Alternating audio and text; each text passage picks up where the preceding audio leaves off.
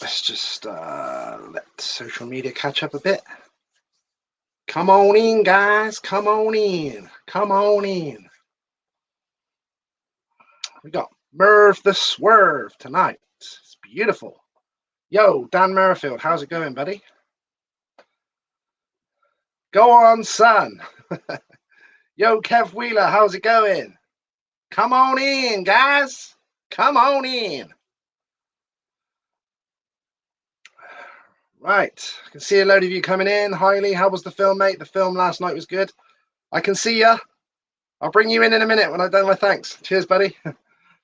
Hello, guys. See you coming in. This is Lee Ashby here, Motocross and Spear Memories. I'm going to do my thank yous first, and then I will bring in my top guest I got for you this evening, guys. Right. Big thanks for the support to Simon Pardo of White Eagle Finance. They give quality financial advice for pensions, mortgages, investments, and protection. Check out his website at www.whiteeaglefinance.co.uk. You can quote myself or Motocross and Spear Memories for free advice with Simon. Big thanks to the legend Stefan Everts with his S72 Gin and Vodka brand. Check his website out at www.s72gin.com.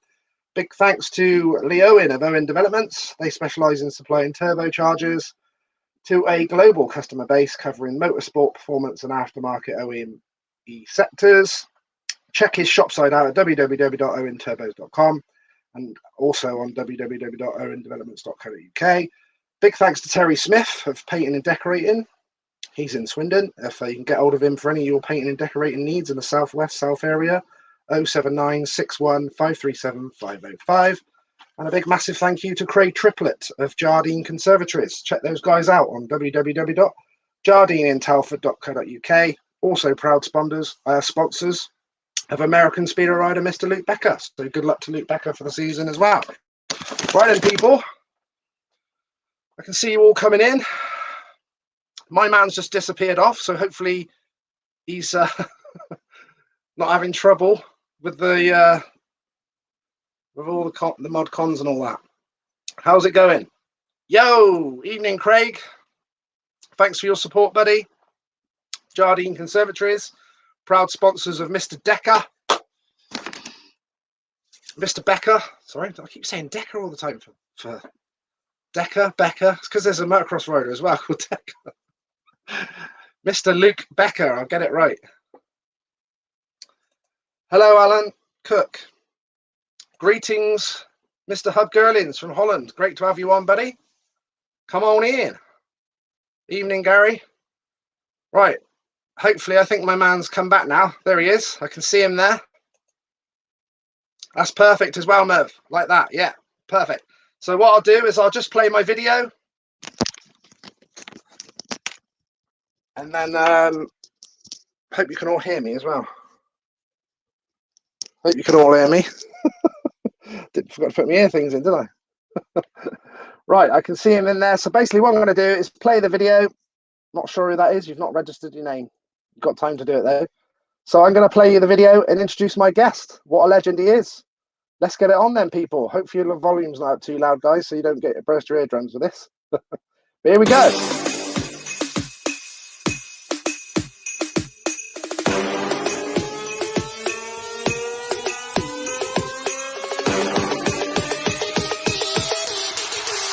I was playing. Huh.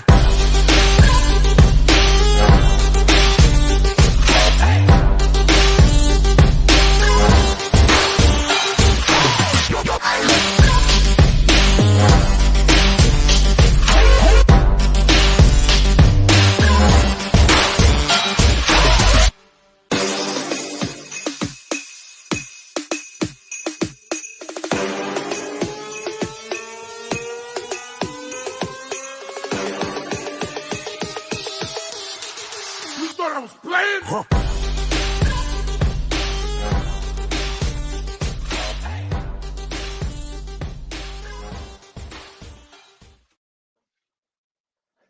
Of course, the man himself. Love this guy, Mr. Mervyn Anstie. Can you hear Good me, Merv? evening. Yes, good evening, Lee. How are you doing? Much the better for seeing you, mate. What an absolute legend you are of British motocross, mate. Absolute privilege to get to speak to you. Good job. No, it's great to see your show and see all those old photos. It brings back so many memories. 100%, mate. There's a lot of excitement in here this evening to see you in here. A lot of people saying evening to you and me. Much appreciated, people. I will get into some questions then with you, Merv. I'll bring up a few pictures up as well in a bit. What have you been up to all these last sort of years then, Merv? What have you been up to since you finished racing motocross yourself personally? It's been an interesting journey since I stopped in 1997. Then just really worked hard and carried on with Max and brought him up through all the ranks. And yeah, much work done on all the training and the schooling and stuff, which was a lot of fun. And then eventually we've all ended up in America, and you know, on and off through the last 10 years. But no, it's been a wonderful journey. Have you still got a home in the UK then, Merv, or do you just come over every now and then? There is a small house actually on the property with Mum that we all sort of use. Max has used, I've used, and yeah, no, it works out perfect for us when we're back in the UK. Are you enjoying it out in America then? Do you enjoy the lifestyle out there? I've really got on board with a big change of life, to be honest, to getting into the church and becoming a believer 7 years ago, and just like, wow, how did I not really understand all this stuff? Because it can help me so much with life, but yet again with racing. And no, having a wonderful journey. I got a few of the guys. A nice comments just come up here from Jim Redford. He just put, "Blimey, he's not looking any older either." I haven't seen Nice you one, for a Merv. long time. Yeah. Yeah, there he goes. He's put that up. I've got Cole Stanton here. He's put, Mervyn trained and sponsored me when I was a kid, and my dad was his mechanic for a little while. Just want to say thank you to Mervyn for everything he did for me. Oh, I remember many years ago. How's Dad doing? I heard he's doing a lot of cycling. We'll see if he comes up with any more comments there. There's someone there, not that name there, but someone put he rode at Ford last year with the UK Evo series. They do a great job as well. He said he's still got it. Really enjoyed getting back into the riding, and I got a great friend, Nathan, that built me a wonderful bike, a 1989 500 KTM. So literally the same one as I rode in 87, 88. And I've really enjoyed, you know, spending some time with the guys. And yeah, that's it right there. Yeah, no, brilliant. There you go. Brilliant. Really enjoying it. So I see that you've rode at. Did you ride at Farley as well? And did you enjoy that there? Yeah, I mean, Farley was absolutely amazing.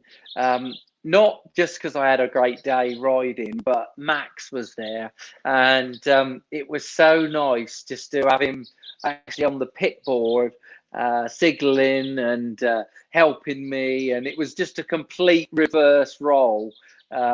You know, where I've obviously spent all the time with Max, and he was, yep, you're gonna need to do this line, Dad. You got to take that line, and I always remember it's such a funny situation. He said, right, we've got the start device on, and he said, now you got to go steady to the line. And literally a few minutes, I get to the line, start device is off, and he's back on the line putting it on for me. So no, it was an absolute amazing couple of days. Because when I did the live interview with Max, he actually mentioned this, talking about that time, and he said like it was quite stressful, like nerve-wracking for him, for you to be on the line. Like you said, roles reversed, quite a weird thing. No, it was, and no, he was. absolutely amazing, and it really brought back actually some reality to it all, because when we're all under pressure and obviously the roles were reversed, and normally I'm quite calm, I say, right, this is the process, this is what we've got to focus on for Max, and he was doing the same thing with me, but I could really understand, wow, when the pressure's on, you can only focus on one thing at a time. But no, it was really, really, really, really special time. So no, Farley was an amazing race, and actually looking forward to coming back. And Nathan literally called me a couple of weeks ago, and yeah, no, so it should be over. It fits. It does mean I'm going to miss the last outdoors for Max. So I was like, oh no. But the round before is Palace, so that's my local one. And yeah, Max has said I can go, so it's okay. That's good then. I got Cole's come back and said, Cole, Dad's good, thanks. He's watching the interview too and says hello. He's still cycling and having fun. There you go. Well done, Cole. Hello, Barry. Yeah. Many days spent There you together. go. Loads of guys. We've even got a hello here from South Africa. We go all over. We're going global here, Merv, tonight. Yeah. Excellent. Hello from South Africa. There you go. Hello from. I've also got Hubger. Go on. Say I met a South African guy at Farley last year, and really, really nice guy. And yep, there's some old friends of my father's actually from way back in South Africa. So yeah, well, hope things are going well for you all. Yeah, another hello here from Hub Gerlins from Holland here as well. Has just come on. Nice one. Right, I've got Harry Cox here. He's put Mickey Cox. When's the quad squad starting again? We're ready. Oh wow! During my racing, about 5 years to go, when I was still doing the World Series, I started a corporate entertainment company, and it just absolutely went mad. We ended up with a site in London. We had a local site, but all the guys, we started to run these like quad races, but we really made the circuits trick. They were really slippery, split lanes, and we used to just do it all under lights. We'd go anywhere and run these events. And my brother obviously did a great job. He was running a lot. A lot of friends. Yeah, my wife at the time, Cindy. It was something that we really spent a lot of time doing. It was a really special time. But yeah, unfortunately, the quad squad has finally, I think, come to an end. But no, we did have a lot of fun. Okay. Jim Redford also put one of the best privateer days, I think second at the San Marino Grand Prix in '92, although Merv did win a GP a year later. Which event was it? I remember you winning that. What was that one, Merv? Slovakia and '94. It was a special day, obviously, just for the fact of winning one, but a special day in whenever we do win or we do well. I remember some of the British Championship races, but it was an easy day. Everything just worked. It was just a really a great time, and yeah, no, definitely one to definitely remember. Yeah. I got someone here, there's no name on this one. They've put, let us hear some stories about your rivalry with Gerard Smith. I've been trying to find him as well. Well, Gerard, I mean, I had probably quite a lot of rivals with a lot of people during my racing, but I must say Gerard actually taught me so much. There was a period that we sort of did it together pretty consistently for about 6 months, and yeah, I mean, it did really teach me how to look after myself on the track, because Gerard was a tough boy, and we had some really good strong run-ins on the track, but boy did it teach me, because back in our time you did have to take care of yourself out there, and it was it was, if you had to learn to stand your ground. And I must say Gerard did teach me a lot, There was no question about that. Sounds interesting. Someone's Travis Heidi has put, "Are you going to Farley in September?" I thought that might come up. Yeah, we're going to be down there and looking forward to it. Unfortunately, Max can't come this time because he's going to be racing his last outdoors, and we're really excited about obviously all those coming up shortly. Mm. So you're not sure? So you actually sure what time you're coming over now? Are you or? I believe the week before Farley, I think is Pala. So that round is the 11th round. I'll be flying in that week. I may try and get in earlier, maybe in June, July. I've got a couple of youngsters I still help online, and they're working hard, obviously, to learn the skills. So I do try and get back to obviously spend a little bit of time with those guys too. All right. Well, fingers crossed. You never know. You might even be able to make it to my reunion. You never know. We'll see. We'll do our best. See how it goes. So how young were you then, Merv, when you had your first ever bike? What's your first ever memory as a youngster of like the first bike you ever got? Can you remember all that? I do remember it really well.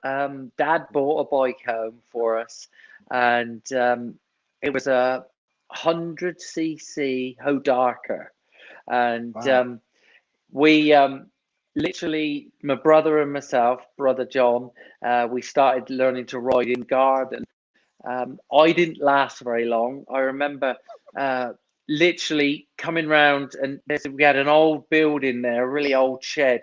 I ended up hitting the shed and crashing, landing in the wheelbarrow or somewhere. And so I never rode them for a few months. I had off from that first encounter of crashing. But my brother, he took to it, and we both then continued on and done all the schoolboys, and it was a great time. Dad obviously done his bit, and Mum. So was you quite successful as a schoolboy rider?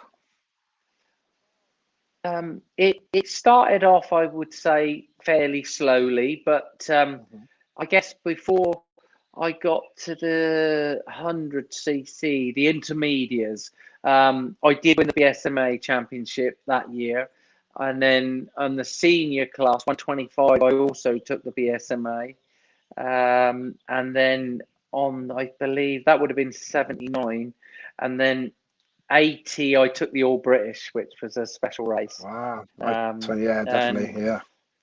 And then I remember going into the adults really early, 16. And and then it started from there. So is that sort of the age you thought to yourself, I can actually make this a profession and as a job, sort of around that age, 16? To be honest, right at that time, Dad was just amazing. He all my ups and downs and panics and stresses and so on. He used to never ever blame me. It was never my fault, and I was like, okay, right. And so I was quite hard on myself. But yet, as I then stepped into the adults, it was tough. I mean, I had a really first 2 years in the support championship was very hard. The third year I run the support championship, and I had a brilliant challenge and race with Mark Banks, and that was a really good season. We were on KTM again then, and Mark was on Hondas, and we managed to take that support championship, which then put us into the top 40. And then that year, or just running prior to that, I remember watching the Grand Prix at Hawkstone, and I thought, wow, I don't know if I'm ever going to get here. And and then the following year, I got hooked up. My dad actually met Graham Noyce.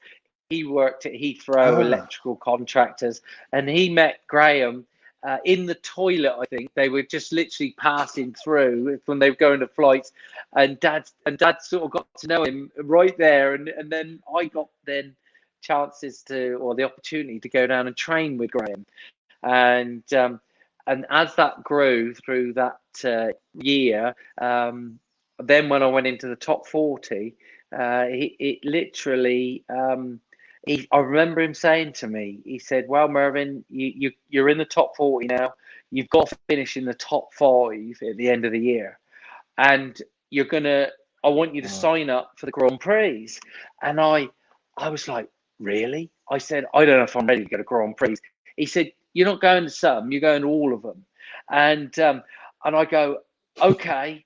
And I remember signing, doing what he said, and literally Graham started that was his last year of doing the World Championships, and he did about 3 of the first rounds, and then I carried on actually using his equipment to finish the rest of that year out, and I did make top five in the British Championships. And I did qualify at every Grand Prix. Never missed one for 5 years, actually, until I either hurt myself. I remember Holland and stuff. But yeah, it was a real amazing step and a journey.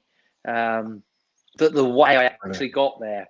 And I remember going to the first Grand Prix, and Graham said, "You're not coming with me. You've got to follow me." So I had my little truck, and I remember driving to Austria. And it's such a funny story now. You look back and you think, how in the world? I mean, this is how short-sighted I must have been in one breath. But Dad gave me, I remember Dad said, "Here's £300. I go, "Great, Dad, brilliant." I got in the truck. I drove there. Well, I'd spent £300 getting there. So I had no money to get home. And I remember being there at that first Grand Prix. I qualified at Sittendorf, and yeah, it was like if you didn't qualify, I couldn't get home.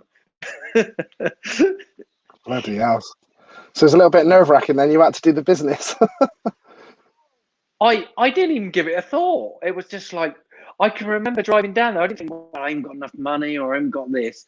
It was just like, right, I'm here. Time I'd done the boat, time I'd done fuel, time we got there, and then it was like, yeah, well, we better qualify. Because if we qualified, we got 500 Swiss francs, which was about £400. So that obviously got me to the next one.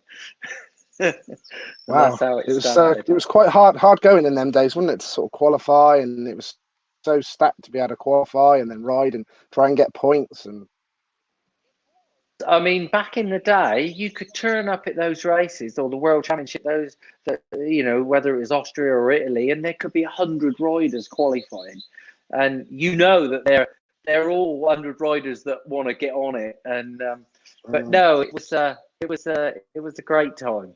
Brilliant. Awesome. I got Hub Gurnings here that's just come up and said, "Hello, Mr. Anstey." He's put, "What are your best memories from the Dutch riders and circuits?" I must say, I wasn't one of the better sand riders, but I did learn to fight it, which is not the way. But then with Max, obviously, I've had an amazing time in Holland from Max when he was 10 years old. We spent the next 4 years in Holland, and I got to really meet some of the old guys. But one I really did, because I never really mixed too much with my racing, but I met Carlo Holson, and he was obviously doing the World Series when I was running. Amazing rider, again, Carlo. Like he would go faster than anyone in time training. He would struggle on the hard tracks, but in sand, he was quite amazing. And I always remember going to Carlo and saying, "Well, Carlo, what do you think? I've got to teach Max." I said, I'm going through the stuff, but I want to really get him to understand sand." And I remember him saying to me 3 times, he said something to me, and I said, yeah, I understand that. He said, "No, you're not listening." And then afterwards, I completely looked at sand completely differently. And then I spent 4 years putting those skills into Max. And then the 4th year was an amazing time to race, obviously, Jeffrey through all of that, through those 4 years, and then beating him in the super mini, or we call it the big wheel class, in the when Max was on Kawasaki, was an amazing journey again. And all the tracks. I mean, we had such fun. I enjoyed for sure. I mean, one of the first races we done in Holland was a tiny little track called Oorschot next to Eindhoven, and then we went on to all the national tracks, and no, had a wonderful time. We really enjoyed Holland. So all that time you obviously put into Max as well on that sand, it certainly paid off, didn't he? Because he's definitely one of the best sand riders in the world now, probably, you would say. Time we spent, I understood sand also better. You know, physically, the skills that we had to learn was so interesting to the logic of how we often look at sand, and so that was just amazing in itself. And then for Max to end up with being so strong in the sand has also really helped him. Even with the US in the Supercross, you know, they put sand sections in, and it's amazing how he'll make time in them areas, and so we're really looking forward to that next year. No, it's one of his stronger areas for sure. Yeah, definitely. It was very cool to see him winning GPs and everything in the sand. It was really cool. I've got Mr. Carl Stanton here. He's come back on and put, what was Mervyn's favourite track to race at, both on the British and the World GP circuit? I guess I love Fox Hill. I did really enjoy that one. I love Fox and Hounds. I mean, now we're going back to Newbury track, and you know, they're again brilliant tracks. I had probably one of my best results at Torrington, the British Championships, that used to run down there, which was great. And for the Grand Prix, I really, you just got to stop and think how amazing Namur was, and to go to Namur and not just the environment. I mean, to go up through the Citadel, to you know, go around the whole park, go across the road sections, the double jump in the woods, the final climbs as you go up those 5 hills that takes you back up to the Citadel. I mean, it is quite amazing. 200-foot drop one side, and you're just going up this and narrow. I mean, you're going through trees, flat out in 4th, 5th gear.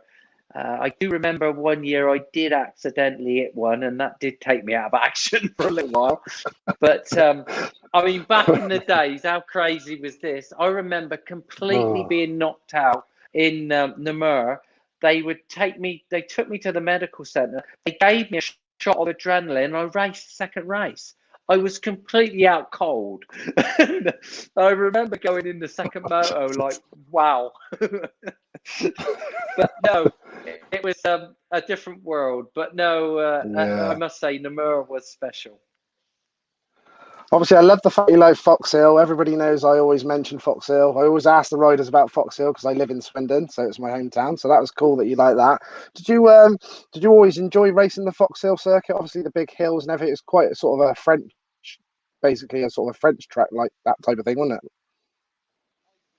I mean, the last, and I can't remember the exact year, but it was the last year of no, it's the British Championship. It was the last round, and I was on the podium. I remember winning the last championship round there. I did love the jumps. I spent a lot of time trying to perfect the Supercross type of environment that was pretty tame in our world, but yet it was the beginning, the big tables, and it was some good. And I really enjoyed the hills there. I think this was at Fox Hill.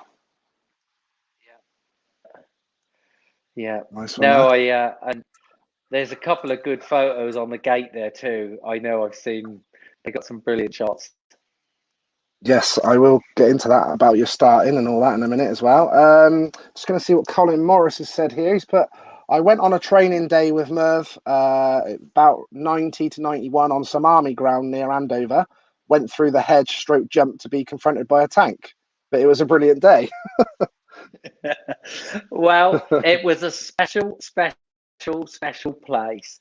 I got the opportunity and found actually on Salisbury Plain, and I used to go and do all my training there. Literally, I had about 5 Grand Prix type style tracks I had in there, and the army guys, the wardens, all that stuff, they were brilliant. They used to come and see me. They used to come and watch. Everything was perfect. And then I actually got more involved with the army guys. And one year they actually helped me. I remember them taking the truck, and I had a couple of guys from the motorcycle division in there, and they actually came as my mechanics. But Salisbury Plain was an amazing place. I probably had them in Short Pit Hills, which was again really a lot of tanks normally flying around. If the flags of the tank, if the flags are up, we'd normally go to another place. But quite often you may see a tank showing up. But now it's all sort of stopped. They don't allow us to train in there now like they used to. I actually, I know I sort of mentioned it to you off before when I messaged you before. I actually did one of the only training schools I ever did when I first started racing was 1989. My dad made me an 80cc Yamaha, and I came to your training school. So I don't know if that would have been the same place. It was in 89, I think it was. I wouldn't have took many guys in on school probably to Salisbury Plain, even though it was all okay. The wardens, everything was fine at the time then. I used to enjoy the schools. The schools, it became part of my training program. It was almost like speed work would have to be done on Tuesdays, Wednesdays would be moto work, Thursdays would be training day, and so I'd have to go and do a lot of the core training skills. So I would take a few of you guys out. So hopefully some of it paid off for you. Yeah, it was, mate. It was absolutely great. That was only the training school I'd ever been. I went on and won some BSMA finals and stuff. So thank you very much to you. Gave me a great footing. Well done. We've got Mr. Dan Merrifield here. He's put, "Hi Merv, I'll happily pitboard for you at Farley as Max can. I'm a big fan of you and Max, great British riders, 100%. Very much. We might wait. Well, I'm sure we might need some assistance down there, but Nathan's my crew chief. So yeah, we just got to work it out with Nate. Yeah, exactly that. He'll delegate the jobs. Not sure of the name on here, but someone's put, "I helped Mervyn out with one of his training days at Durham. Went against each other on the dinner time. Took him out clean as he can be. He waved me over and shook my hand. Absolute gent." So I'm not sure who that is, but they'll have to come back and say who that is. Like all action on the track, and I did actually have quite a lot of action on the racetrack, that's for sure. But again, fair riding and learning to know when to slow down was the key. And well done, good job. Got Ken Winstanley's just come on and put, "Still looking good, Merv. Top man, true champ." Hear from you, Ken, and I do remember all those races that we were running with Max and the Ken Winstanley series. And that was a great series, and Max really enjoyed it. And I must say that it was the only series that would allow the parents to take the youngsters off the start line. So thank you very much, Ken. Yeah, like that. Yeah, like a bit of that. Yeah, like that, Ken. I've got Alec Young here. Has put, "Nice to see you again, Merv. Long time no see." I can't believe it's near on 30 years has gone by, and it's been an amazing journey. Flies by, doesn't it? Got someone here has no name on this one, but they put, "Do you see the motocross sport going to the electric bikes? Obviously, we've seen them sort of coming into play. What's your thoughts on that?" So far, I'm obviously out at the training tracks, not too much, but literally once a week, and they have got the little guys out there on some of the 50s, and boy, are they fast. And the bikes are really, really working well. And obviously, they're using them in the promotion race for the 50cc's in the Supercross. But I guess, yeah, it's not going to be long, and we're going to have a different type of power. But it's going to be interesting with the skills to adapt. I've got Dean Harris here. He's put, although my motocross career was cut short through injury, I remember racing with Merv, Lee King, Ian Betterson, Andy Winterbourne, and that like throughout the schoolboys. But the thing that sticks in my mind was doing the British Championship at Torrington in 1986, where I followed Merv off a jump, which I swear he hit wide open, and he landed on top of Rob Herring halfway down the hill. But if you remember that. It did happen. I did collide. I can't remember that one. I do remember one time another big jump. It was a French international, and Kurt scrubbed underneath me, and I landed on top of him. But no, it was a genuine accident. But yeah, no. I guess back in the day we did have fast jumps. I mean, it wasn't about the pre-jump skills and tabletops. Sometimes they were just wide open ski jumps, as they were called. Yeah, I remember. Adam Pryor's put, can Merv give a big shout out to Gav Richmond, please? See you, Gav. And again, look forward to hopefully seeing a few of you guys back at Farley when I get there in September. Yeah, hopefully. Got another one here, no name on this one, but they've put, hi Merv, what do you consider to be your best race bike that you had throughout your career? What was your favourite race bike? During, I guess, the early days, where before just as I got into the top 40, I had the chance to work with Rob Spencer, and a few of you guys may have remembered him. He worked for Honda. He was one of the GP mechanics, and he built me a lovely Honda. We did have then the opportunity to work with Boyson Link with Kawasaki, so that was tied with Alec Wright and the Kawasaki days, and it didn't all finish up well with they couldn't keep the bike sort of working, but it was an interesting bike to ride with the full floating linkage. Did make the bike a lot different to ride, but it worked really well. So they were special bikes. I had a great time, even back in the day. I know the KTMs weren't so strong in the sense of reliability, but boy, were the engines strong. Running on the factory engines, they were really amazing speed. And then to finish really with the Hondas, I really enjoyed the Hondas. Gavin up at Bike Sport, he really stood by me through the latter years of my career, and we had a good time. Got some nice pictures of you to show you about them in a bit. I've got someone here, they didn't put their name on. It's, hi Merv, hope you're well, my KTM teammate from the 80s. So hopefully you might know from that. We had a few teammates, and I guess could be a couple. But let us know, and like I said, hopefully we can all meet up again at Farley. It was nice last time there. I met so many people from the past. Yeah. It was good.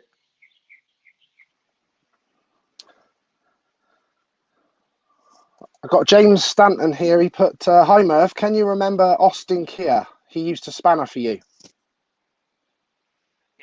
Yeah, that was. I did have quite a lot of. I did have quite a lot of mechanics. Obviously, Jim was been on. He was a special time we shared together, and quite a lot of them. Even through the years, even to see Leighton. Leighton was one of the mechanics that was mine back in the day, but he's out here working for factory KTM still and doing the engines. And it's great to see all you old guys. Enjoy seeing you. A lot of memories here from the guys. Got Ben Vizard here. He was another great BSMA rider that'd be riding at my reunion. He's put, hi Merv, can you remember me? He's gone. Where's he gone? Merv has disappeared. We've just lost Merv for a minute. Hopefully we'll get him back. just halfway through that question there from Ben Vizard. How you going, Ben? Hope you're good, mate. Be good to see you. I see you've got your new KTM. Good to see. Looks nice as well. Hopefully Merv will be able to come back on very soon. Mr. Winslet, I can see you're on here. Brian Banbury says hello, and can you send the money for the tyres back in 85? I don't know if you just saw that bit just a minute ago, but Merv mentioned that one of his favourite tracks was the Fox and Hounds at Newbury, which obviously you're involved with now, and you've literally been doing some lives in the last couple of days and sorting the track out of there. So I was gonna mention that to Merv in a minute. Hopefully he's going to come back on. Lias, just having a look down your questions, guys, that I can just see. And by the way, any of you guys that have put your questions on there like that, look, you can see it just says Facebook user. There's basically a link on the post before you come in the video. You need to click onto it. So it basically gives your profile permission to use your name and things. So you'll see, like, say, Gav there, look, Adam Pryor legend, give him a shout out. You can see that your name, otherwise it comes up like that, look, and I won't be able to quote who it is. We're not too sure who we're speaking to. So there was quite a few just a minute ago, look, as you can see, quite a few, look, just comes up Facebook user, and I'm not sure who I'm talking to, but if you register it, you just click on that link and you give it permission, that's all it is. And then you'll come up like Ken there, look, with your name, so I can see it all okay. So hopefully we'll get, hopefully we're going to get him back on in a second. Let me just message him, see if everything's all right with Merv.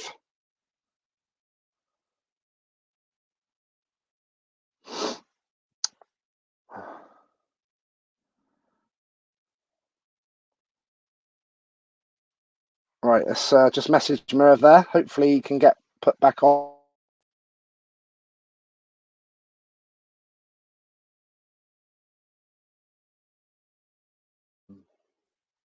Hopefully we can get Merv back on.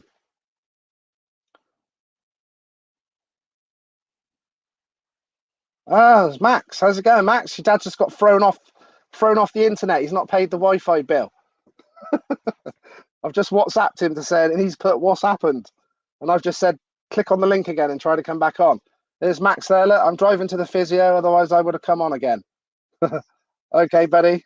Hope everything goes okay at physio, buddy. Keep us up to date. How's things going? I'm learning things about his riding days even I didn't know. There he is. Let's see. Hopefully he's going to come back on. I've just WhatsApped him. He just put what's happened. Hopefully, I just said to him to click back on the link on the email. So fingers crossed.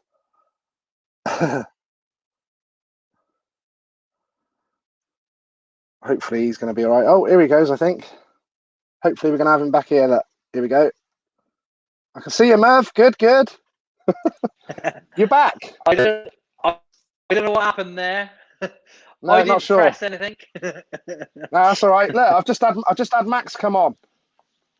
He's put, I'm driving to the physio. Otherwise, I would have come on again as well. Yeah, he's just going up to the cryo chamber. It's about 150 degrees below they go in to help their bodies recover. I went in with it one time with him. It's really cold. Is it? A bit too cold, is it? Look, even Max has said. Even Max has said, "Look, I'm learning things about his riding days I didn't even know." Well, there were some funny stories when I actually took Max over to Holland.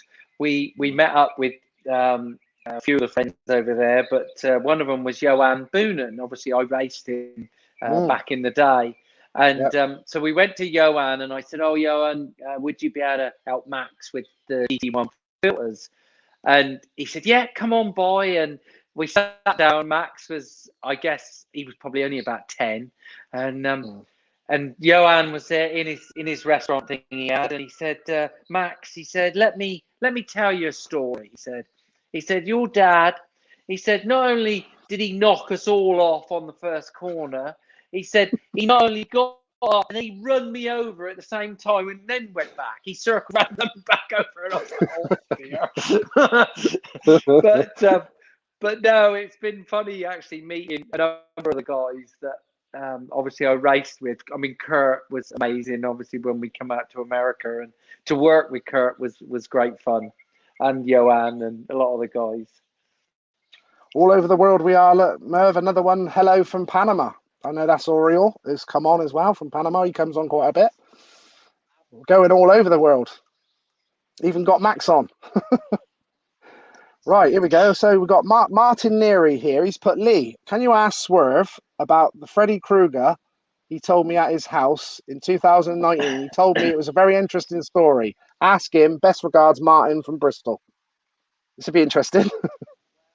The Freddy Krueger wasn't my choice, but it was my friend Gerard Smith's. Now, This is when we probably didn't get on very well, Gerard and myself. And so Gerard used to write in one of the magazines, and he would write about me, Freddy Krueger or something, he would call me. And I remember being at the first British Championship at Lynn, and I just lost a load of contracts, and I was pretty angry. And I just see Gerard, and I thought, that's it. And I thought, this is it. It's time for me to be your worst nightmare, Gerard. and then it began, and that's when it all started. And but literally, I carried that on, and I put it on the back of my shirt just to frustrate Gerard a little bit. But yeah, that was where it all came from. Gerard used to write about me, and it was. So it was in the press. It was in the press. Yeah. Yeah. Yeah. Love that. Love that. I used to be scared of the Freddy Krueger characters. It's crazy, isn't it? So we got John Rutherford here. He's put, hi, Merv. Thanks for the training. We had some great times in Holland. Remember the trip to Carlo Holson's house with Narc Broadbout? We did many trips. I mean, during Max's time, I started obviously taking guys over, and I think really that was the beginning of the British run over to learn how to ride the sand. And we took many guys. And John, I remember John very well. And we had lots of fun over there. We took, like I say, a lot of youngsters. I remember taking, I think about 15, 20 guys, all on little bikes. Little 50cc's. Before Dunkirk was where it is now, it was at the old place. And the old place did have a little bit of firm sand. But I remember saying, right, guys, this is our plan. We're going to start off at Dunkirk. And I remember literally riding from the van about 30 feet, and they all fell off. And that was including Max, everyone. They just could not ride the sand. And it was so amazing to then grow with it. And to see where obviously Max ended up being able to ride in the sand. But I do remember those first days. And it all used to start, normally Dunkirk would be the opener. And then we'd go into Holland. And we'd choose. There was just so many tracks in Holland to be able to run. And we'd meet up with Carlo. And it used to be a good time. Really good time. I've got let's have a look. That the teammate was Ken Murray was a teammate from the 80s. Word, I remember Kenny Murray. Okay, Kenny was fast. You were faster than me, and I remember on the 80s. Wow, that was a long time ago. And I think Kenny was from Northern Ireland too.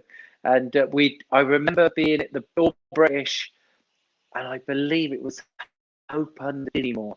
I think that was the name, Severn Valley. And I remember Kenny. Gosh, that was a long time ago. Hi, Ken. Got another one here. No name on it, but they put, can Merv remember the early morning starts at the GP and internationals? He used to go out and cycle or run like a madman before the races and breakfast. Does he also remember the good old internationals? Is it Belgium near Le Mans? Great start money and prize money too. It was a stunning location and a great track, but unfortunately now it's a golf course. Do you remember that? Oh, yeah, that would be Belém. Belém, okay. think. Um, yeah, I remember that. I used to have a friend, Jeff Goddard. He used to help organise that one for us. He was an English guy, and Jeff actually helped me with a number of things through my racing. But yeah, I remember Belém. The French internationals were amazing, to be honest, because we did get paid a lot of money, and it was an interesting time. We would have these races, and we'd all be there. They would, Joe Bay and all the 500 guys, Thorpe and all that. Yeah, it used to be really good racing. Got Adam Winslet on here. He does all the interviews for the Farley guys online as well. He just put Brian Banbury says hello, and can you send him the money for the tyres back in 1985? Hello, Brian. Brian was a local tyre fitter, but again, come to many races with me, and he used to always sort out the tyres for us. And then it got down to we used to trade tyres, and but yeah, no, I remember it well. Good to hear from you, Brian. Hope you're doing well. And a very cool fact as well is Adam that's just wrote that comment on behalf of Brian. He's actually at the minute involved with the track at the Fox and House at Newbury. They've just been using it a little bit. The owner of the land sort of let Adam get involved, and they just do a couple of little private sessions here and there. But yeah, I was up there a couple of weeks ago. It was very good. And I believe they still got the concrete start in there with the drop down T-bars. Yes, they've got it all out, and it's in between the woods. You can still see it in there. Yeah, if you're over in the UK, I'm sure we can all meet up, and you could get to go up there. That'd be good. I would like to go back. Yep, that was. Yeah. I remember doing the 250 Grand Prix there. I did, and yeah, I remember I was doing pretty good, but the bike stopped in the end. But yeah, one of my first big races was right there. Yeah, that's cool. So yeah, hopefully we can fix that up sometime. That'd be good. Got Stephen Brown in here. He's put, "Hi Merv, you are an absolute legend and a star of motocross history. You'll forever be a name that rings down through the world of scrambling. You'll always be a hero to me. And the question is, if you could choose any stars of the future, who would it be?" Future. Well, I am training a couple of youngsters that have got the opportunity, and if they keep working, so there's little Elvis. Some of you might know him. He's a little guy, and there's also little Mark. He's training very hard too, and both of them are on 65 at the moment, and they've got the possibilities. And it's probably a good point to say to all you youngsters, really work hard on learning your skills well. And it's been an amazing time with Max being back in the Supercross. He's been out of the series for a number of years, but he was trained for Supercross. But yet, see the Supercross evolve and these skills again becoming more advanced. It's been a really exciting time for me to share with Max to try and upgrade some of these skills. So again, it's just an amazing time of just keeping up to date with all the skills. So again, I know I have actually put a little online school together for my guys that are back in England on 65s, and it is available to any of the guys that are interested. But it's following Max, and what the objective of that is just showing you that even Max has got to go back to work and upgrade on some of these skills. And the series that just happened, I mean, Max did an amazing job with the Supercross, and he had to stay very calm with his areas of his skill level, but now he has the time to upgrade. And I'm really looking forward to next year for him in the Supercross, and obviously we've got the outdoors starting shortly, which is going to be amazing. But for the youngsters, really put time into learning those skills, because not only will they keep you safe, but then you're able to literally go up against some of these guys that are scattered all over the world, but a lot of them are here in the US. I've got Gary David here. He's put, "Hi Mervyn. When did you get the nickname Swerve in Mervyn?" It did start from, I had a promotions guy that really helped promote me, and of course I was getting a little bit of a reputation for a little bit of contact on the track, and so we thought, well, why don't we just take that on? And I remember we had these badges and all these things made, Swerving Mervyn, and it was for all my supporters, my 90s club. And going back in the day, I mean, the supporters, yeah, they loved it, and it was one of the.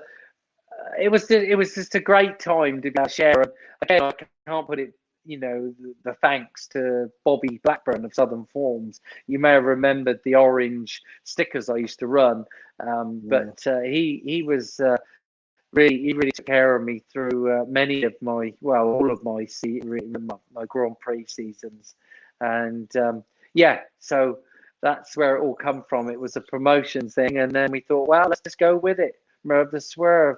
And then, of course, it got nicknamed with a little bit down the start straights. But again, it's all part of racing. Exactly that, Merv.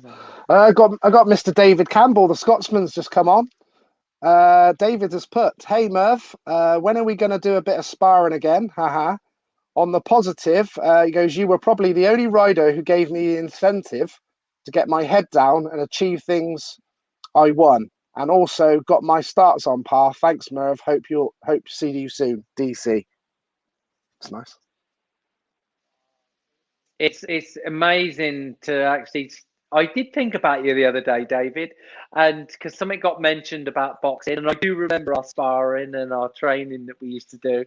And no, well done. Remember, like all the things that we done, it's all about learning to dig deep. And so we used to do a lot of boxing training, and David used to come down.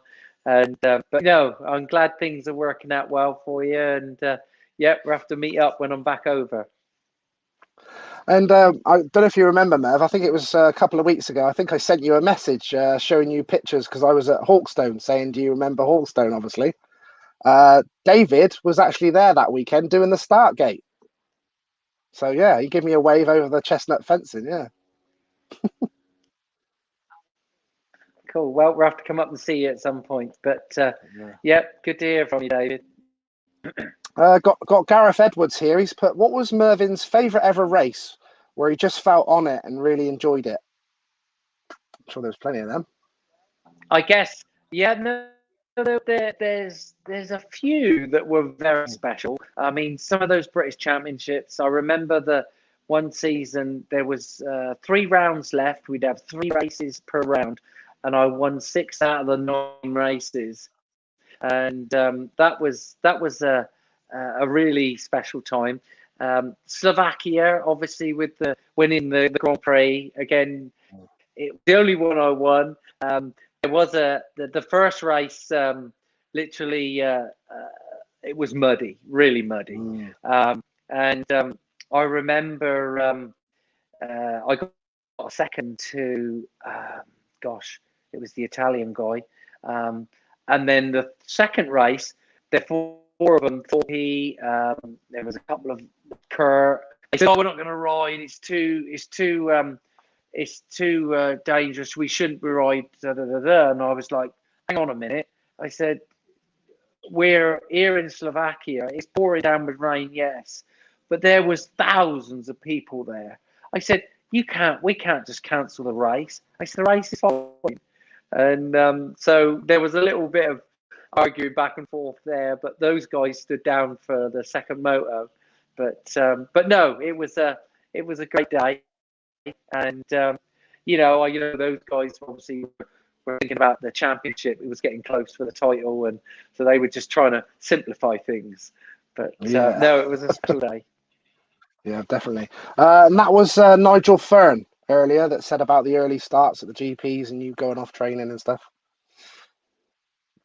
I'm sure you've seen him at Farley. Nigel. Yeah. Right, I'm just having a look here. Dan Gisson here. He's put, you've raced against some very skilled and fast guys in your career. Who do you consider to be the GOAT of the motocross world?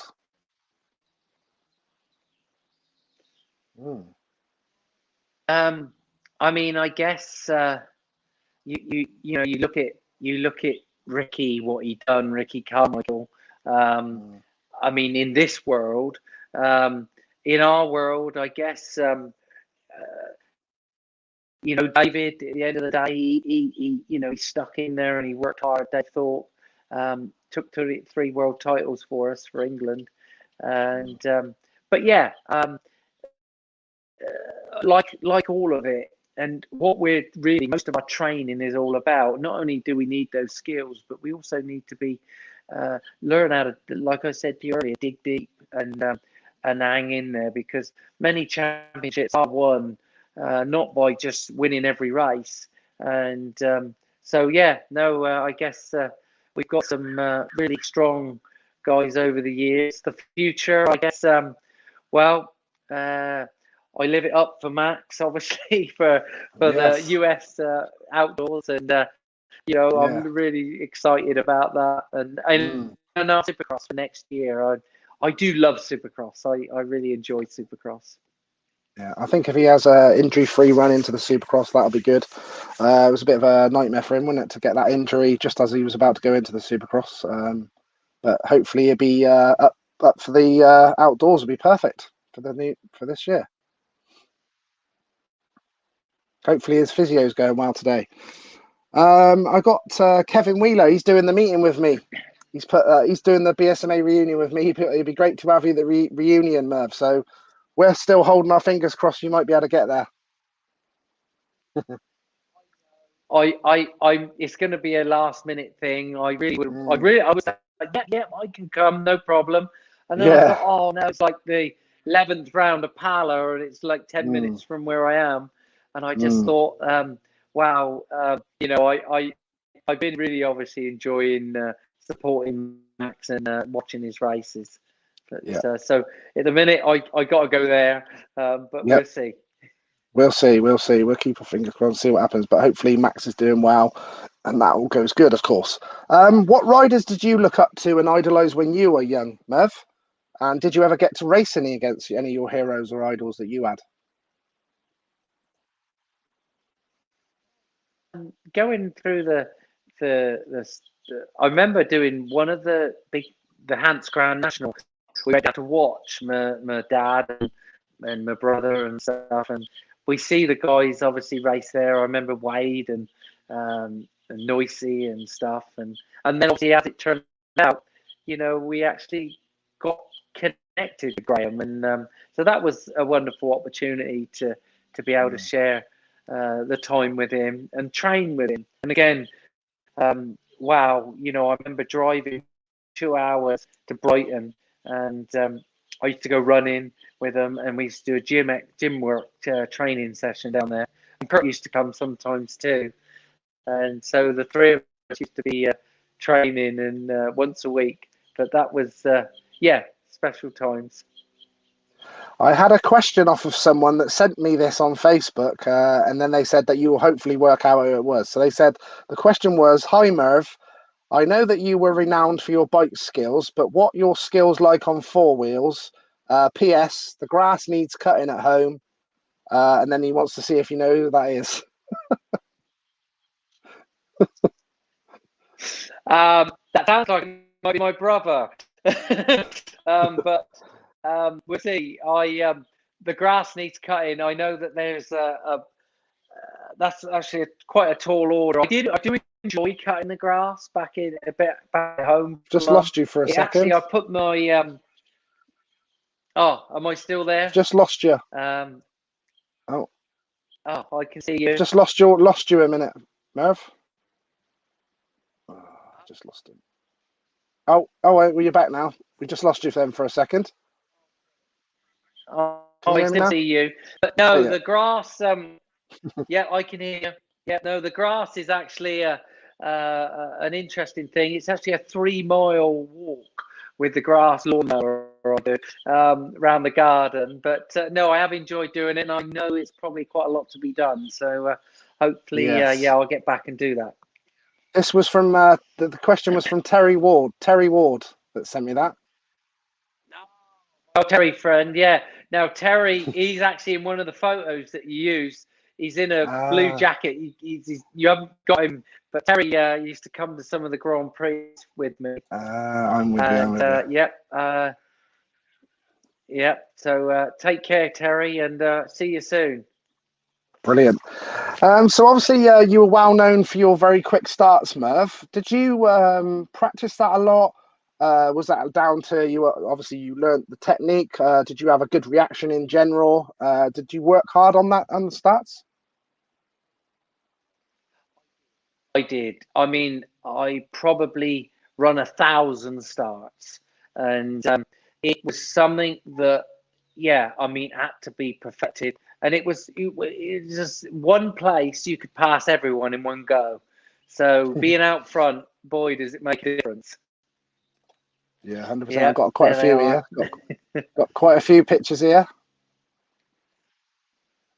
Got a nice one here. I think this one's Fox Hill. Another good one there. Look, Fox Hill. Still, when that's when the start was on the other side. And used to go down into that valley, didn't it? Cool one. It's very fast, wasn't it? Yeah. Very fast. Yeah, very good. Oh yeah, that's a good one.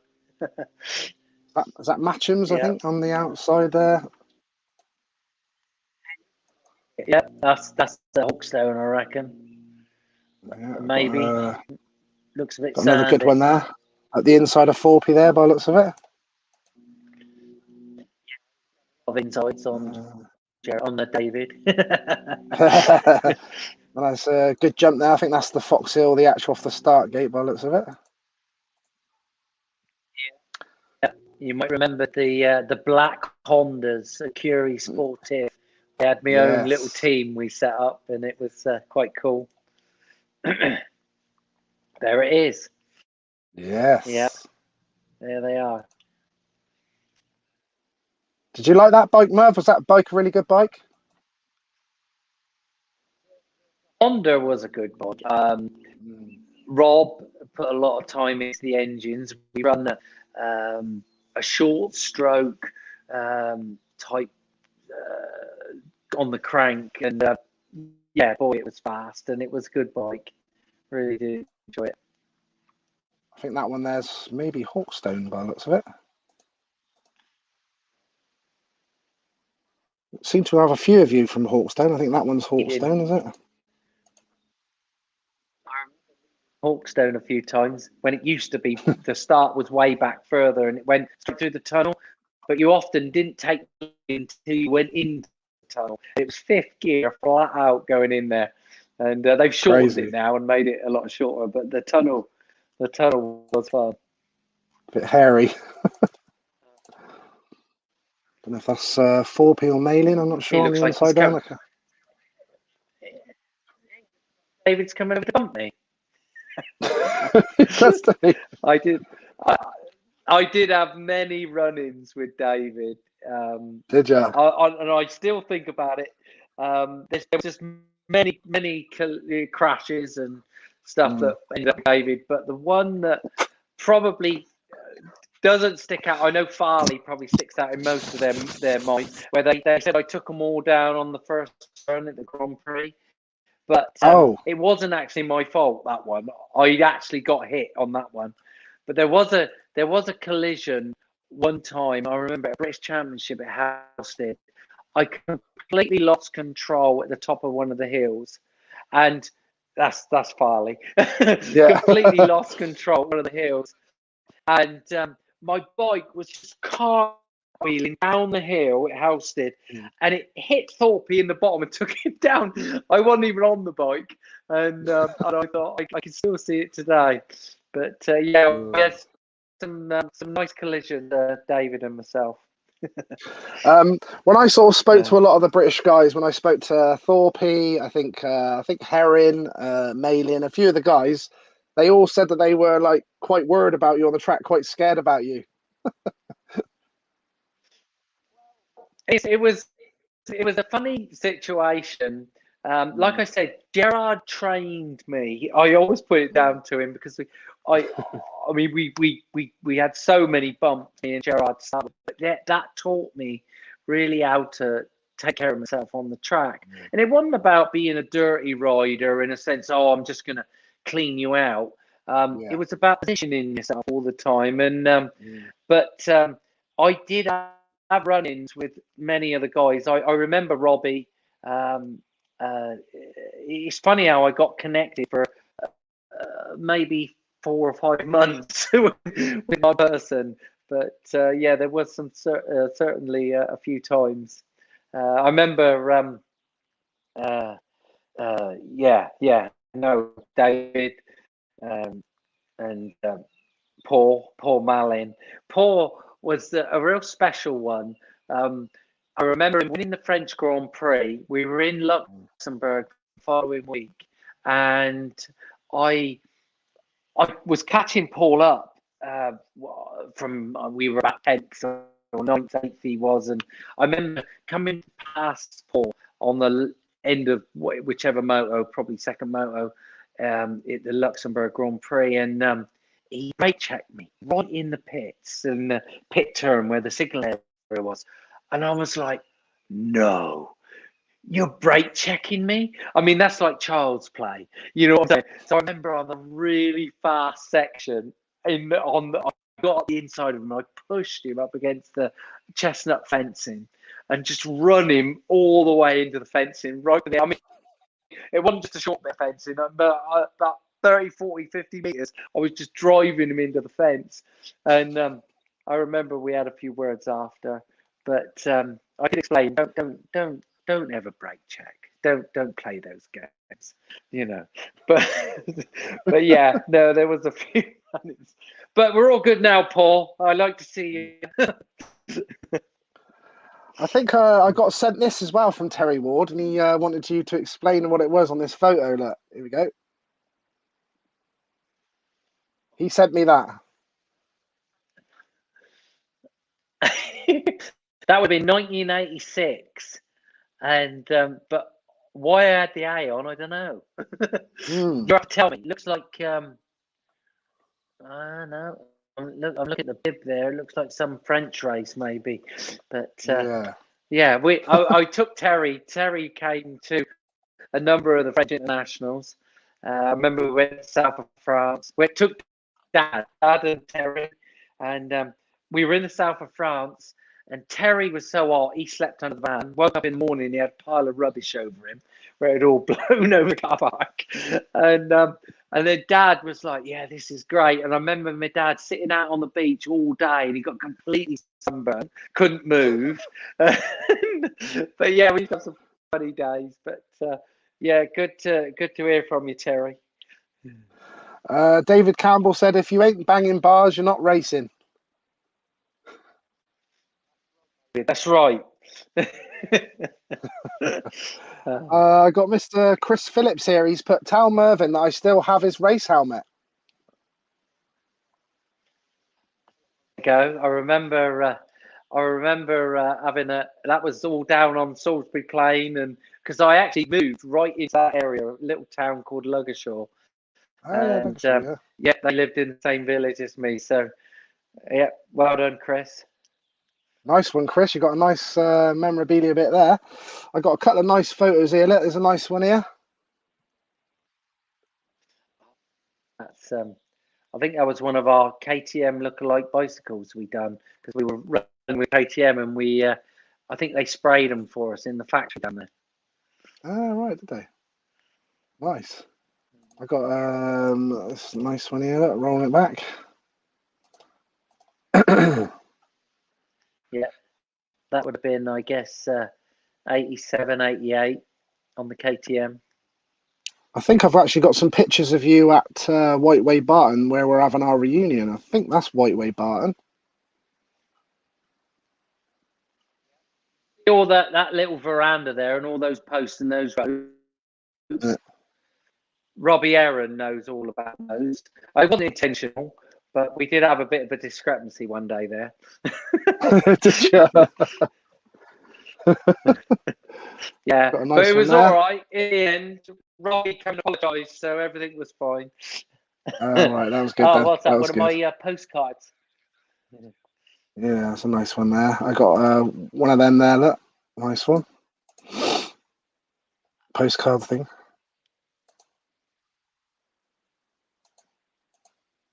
Back in White Power days, had the Yeah, White Power jacket on there. nice. That's Terry with me there on the KTM jacket on. Ah, there's Terry. So he's he was messaging me earlier today and saying about the grass, and then he sent that picture of you with the A on the bike. Got some nice ones here. With Terry was my school. I went to school with Terry. Ah, did you? Uh, Got a nice one there. That was a nice day as well, wasn't it? At the is that the Motocross the Nations, I think? I mean, that was a special day, and wow, Awesome. you know, there's Cindy, Max's mum, Millie, and to watch Max go on one, that was an amazing day. Yeah, unbelievable, wasn't it? We've got some more nice ones of you down here. So look. Not sure where that is. Is that Torrington, maybe? It is, yeah. They had a little double jump section in there, which was pretty cool. That could well have been Torrington. Remember the old bike sport gear? That was Yes. all bright, funny colours. Yeah. I think I got another one of that. It's, Yeah. No, Gavin always had some good gear.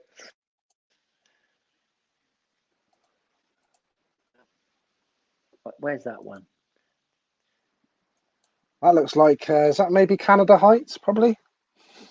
Looks like Canada Heights. Looks like it is. I think that's Kurt and a few of them there. That's one of my first painted helmets. Was it? Was it? I remember that AXO gear and all that you had, and that was sort of at that time as well. I like AXO. It was all tied up with SM Racing. Ray at SM Racing.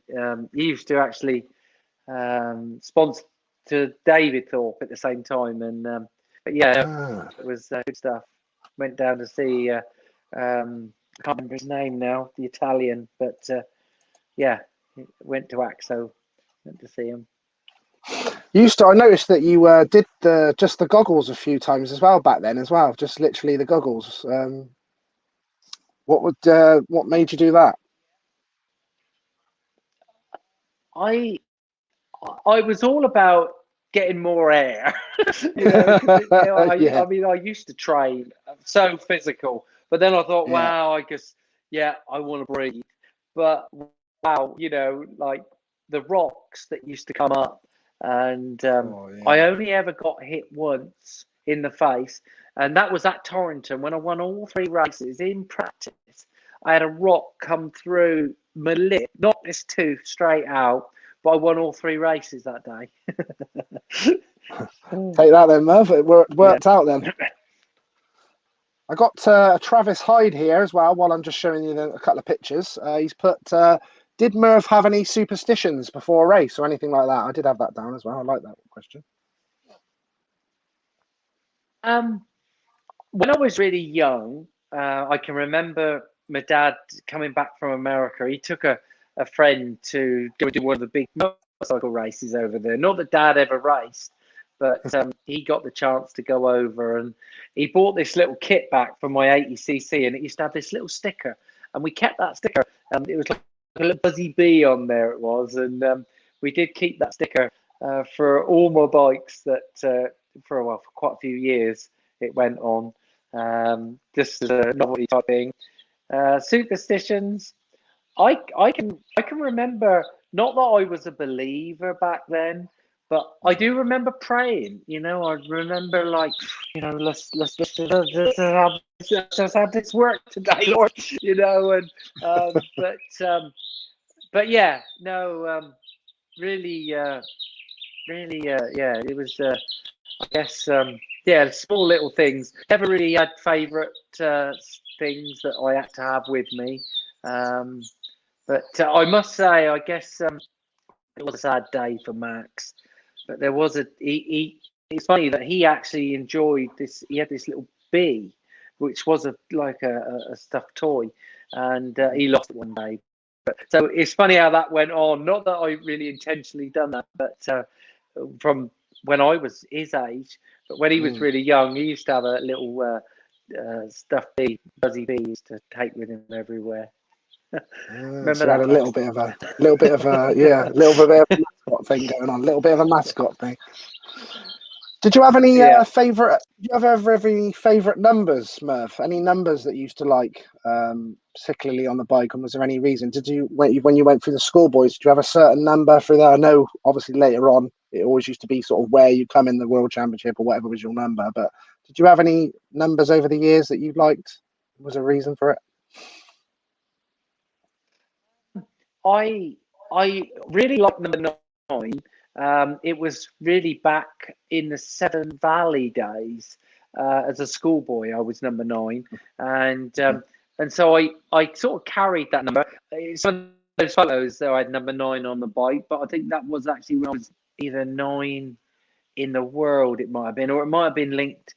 Yeah, or 8 in the world. I remember I had number 8 plate, but. And then I remember the Sport Championship. Yeah, I couldn't really have a number 9, so I had 129. But then that led on to Max being the 99. Yeah, that's where it sort of all come from. So was there any reason for that 9, or was it just no particular reason for that 9? You just liked the 9? It was just no, there was no birthdays or links that way. But no, it was just an old number that I started with. Yeah. Did you have any specific big injuries during your career that you feel sort of held you back from even achieving more in your career? Was there any injuries that held you back during your career? Actually, through all of my career, I remember I broke a bone in my coccyx. The throttle stuck in Belgium, in Yamaha land. And I come off the back of the bike and I broke coccyx, but I had to literally race the following week at Luxembourg. And I remember they gave me these pills and they said, yeah, you won't feel anything. And I remember in time training just going straight through the fence, everything, like after the finish line, trying to qualify because I was struggling a bit on the qualifying. And then it was really amazing day because the Italians all got caught for cheating, so then we had to run time training again Sunday morning. But that was one of the only little injuries I did actually get. I did do damage to my knee. I'd done a lot of ligament damage, but no bones until literally a few years ago at Matterley, when I went in and done the veteran dress, and that was a really strange affair. I was put in. I was literally running in a good position, and then next minute I was out cold, and I'd done 5 ribs and collarbone, punctured lung, blood on the brain, aorta a little bit, and I was in for a few weeks in intensive care. But that was really the first injury that I had like that. Yeah. Holmes has just come on as well, another BSMA legend himself. He's put evening Liam Merv. Welshman. Yes. I got Wayne Hansen as well. He's put, I spent most of my schoolboy weekends watching Greg and Merv. Yeah, that was back in the Vale of White Horse, the Ian Streets club, and Greg, and yeah, we used to have some great battles. Kevin Wheeler's put, what was your proudest moment of your racing career and your proudest moment of Mac's career to date? Interesting. Wow. I mean, mine, obviously, when you stand on the podium and you win a Grand Prix, that's amazing. But for Max, is nations. To watch him, you know, win the nations was absolutely amazing. Again, Very special. you know, to watch Latvia, to watch Italy when he went 1-1 on those races, also on the 250 for Max was also great. But, yeah, nations is the race. Yeah, very cool. It's very special. Very special. Who would you say were your biggest influences in your career, Merv? Well, I must say my dad. Dad never raced, so he never had no background of racing, but he really showed me that, you know, to focus really not on things that, oh, I did this wrong or I did that wrong. He never put me in that situation. He never blamed me for anything. He always done his best. We didn't have the best bikes, we didn't have the best stuff, but we did our best, and that was something that Dad really helped me understand. And then the kindness really of Dad. You know, I can honestly say I could be broke down anywhere in the world. I mean, I can remember being in Belgium. We're in Germany, and the caravan snaps off the back of the truck, going on its own down the autobahn. Right, we didn't even know it fell off. My mechanic was a Swedish guy. He works for KTM now. He turns around and he says, "Mervyn, Mervyn, Mervyn." I'm asleep in the back of the truck. He says, "Mervyn, the caravan's gone." And literally, we're like, "Wow, we're on the autobahn. It's getting late. It's not dark, but it was late at night. We were near Cologne, and we had to reverse a mile up the road to find the caravan. It'd gone down on the Arco barrier and come to a stop. Never done any damage other than two little lines on it. And then we spent the rest of the time and the night getting the caravan off and having lots of problems. But the point of it was then, well, there was lots of other points to carry on from that night. The police were there giving us problems. We then went to a caravan place in the next town. And I never was a lover of the Germans at that point. They were always quite, you know, bolshy to us and so on. But yeah, I went into that place and the next morning and I said, you know, we need this piece for the caravan. Yeah. He said, no problem. And I said, oh, I need to go to hospital. I said, I've got a problem with my arm. And this was 2 weeks before that. It was the GP Hawkstone. And I crashed in the woods. You see it all the time, me crashing at Hawkstone on the Havoc videos. And I cut my arm. Anyhow, we're in now 2 weeks later. The caravan's not off. We're in the middle of this town. This German guy was so helpful. He said, "Yeah, no, I'll take you to the hospital. No problem." Took me to the hospital. They took me straight in. Wasn't allowed to move. Literally casted my arm. I had septicemia. They said, "You ain't gonna last long." They said, "You're literally nearly there." He said, so I couldn't move for 7 days. And that was the first Grand Prix. Then I had to miss San Marino. He said, "You cannot go." My leg was completely messed up. My ligaments was all gone in my knee, but I was still racing. I just raced the Dutch Grand Prix when we were travelling to San Marino. And I did qualify in Holland with the dodgy knee. The arm then stopped me. That then put me in hospital. I had missed that Grand Prix. But then I phoned my dad up. I said, "Dad, I can't get to the Grand Prix. The caravan's fixed, but he says, "I'll come and get it." He comes over, brings another friend with him, a friend of Brian Banbury's, one of the earlier ones that had a message. And they drove two vehicles over. One was a tiny little pickup, my one, to tow the caravan back. And then the other one was a car for me and Cindy, my wife at the time, to drive back because they wouldn't let me out of hospital, but Dad come and got the caravan. And it's just been numerous times like that. Dad would always be there and really try and show me that he would show me that no matter where I was in the country. I remember the car broke down in the middle of Wales. Yeah. And yeah. That's nice. That's brilliant. Can you still hear me? Yep. Right. Hang Okay, on. yeah. My earpods are cutting out. They've gone flat. Let me put that one back in and charge that one. Yeah, I can hear you. Is it working? Yep. All right, cool. Perfect. Yep, can always lower down the dads. Awesome, that, isn't it? That's nice to have. Got John Wilshire. He's put, hi Merv. Any regrets from your career? Paths that you didn't take or rides that you turned down?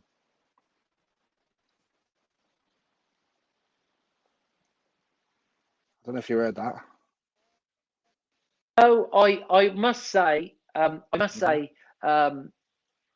yeah, no, I did.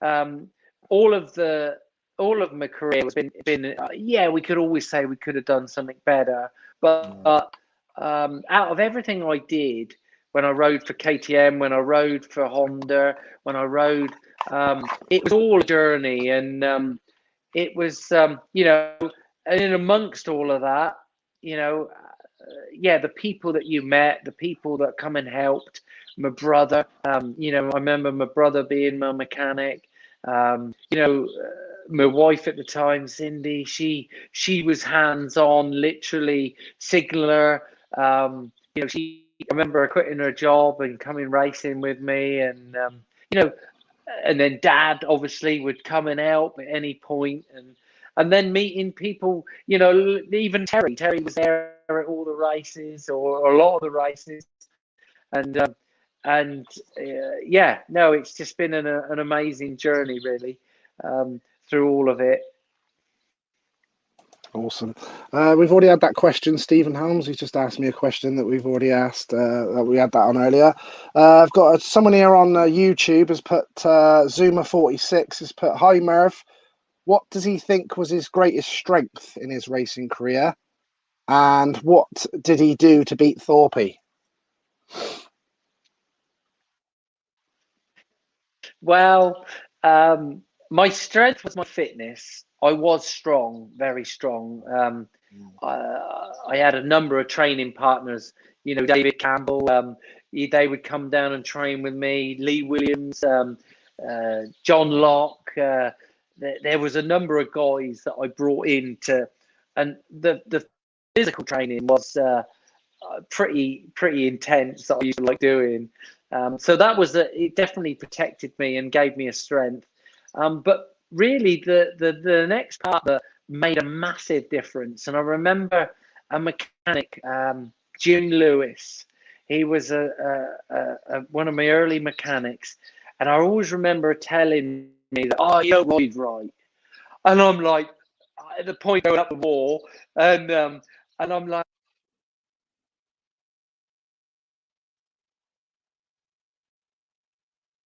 I changed everything from the way I stood on the bike, the way I turned, and the corner techniques. And I really did advance the cornering techniques, the way that we toe the front brake, the way that we run the throttle sets, all these parts. And that really did give me a strength. And I must say, in the muddy races, in the ruts, in the deep, you know, rutty races, that made a big difference. Awesome. I got Darren Langdon here. He's put, I spent a while helping Merv at the quad squad many years ago, and going out practicing with him over at Luggershaw on the ranges, and glad to see him. He's all good.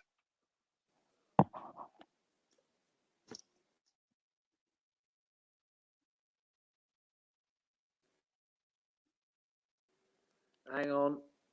That's all right. That's all right. The thing out, but that's all right. Darren Landon, yeah, I remember Darren, and the quad squad. Yeah, I mean, the quad squad was a lot of fun, and I remember Darren. Right when I was going to go Grand Prix racing, and he'll remember this. The year I was going to go, I'd set up this business, little business of cleaning windows and office and going around just doing maintenance for like skips and things, like painting them and stuff. But they didn't go well because I sprayed the car park. But there was some special times, and I remember Darren. I said, Darren, you need to take this business over, and I'm going Grand Prix racing. And it was right at the point he nearly did it, and but we didn't quite get it sorted out, and I ended up letting it all go. But that was when I went Grand Prix racing, so I remember Darren, and many years ago. But he did help me build a multi-gym, where I did do a lot of my training. So thanks, Darren. All right, fair. Good stuff there, Darren. I got Casey Jones here on Facebook. He's put, hi, Lee and Merv. I can remember way back when I was probably around 15 or 16 with Merv training a few of us for a season or two. Took us running around the woods near his parents in Newbury. Being the youngest, I got lost and I was knackered. And then we did boxing training, or not being able to sit down while practicing around chipping them. Certainly got me fit. Thanks, Merv. Oh, well done, Casey. Yeah, I remember those days. We had some, I mean, one of my strengths, like I said, I did like the physical, and I did like the physical training, and we used to work hard, really hard. But for sure, it kept me strong, and it kept me safe, because boy, did I crash. There was so many crashes through my career, and through all that time, I was not obviously too many injuries. Over your actual career, was there actually any guys, probably in the British Championship or the World Championship, you didn't particularly like racing with them? Was there any guys that you didn't really get on with too well, that side of things?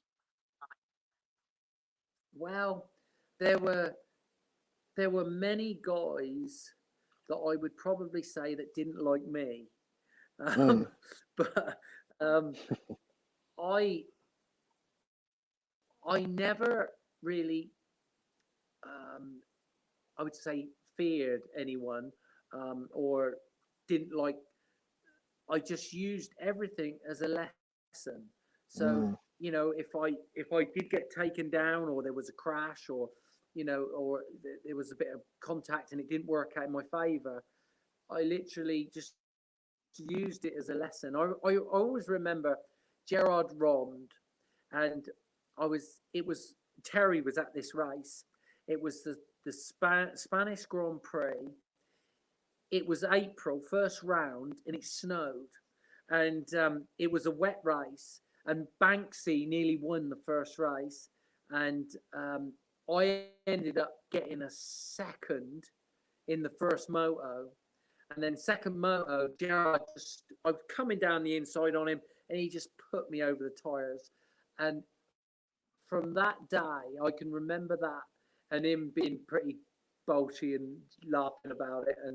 And I was only like 18, and I thought, right, I am going to learn how to look after myself out here, because it's no different to being in a boxing ring or being on a racetrack.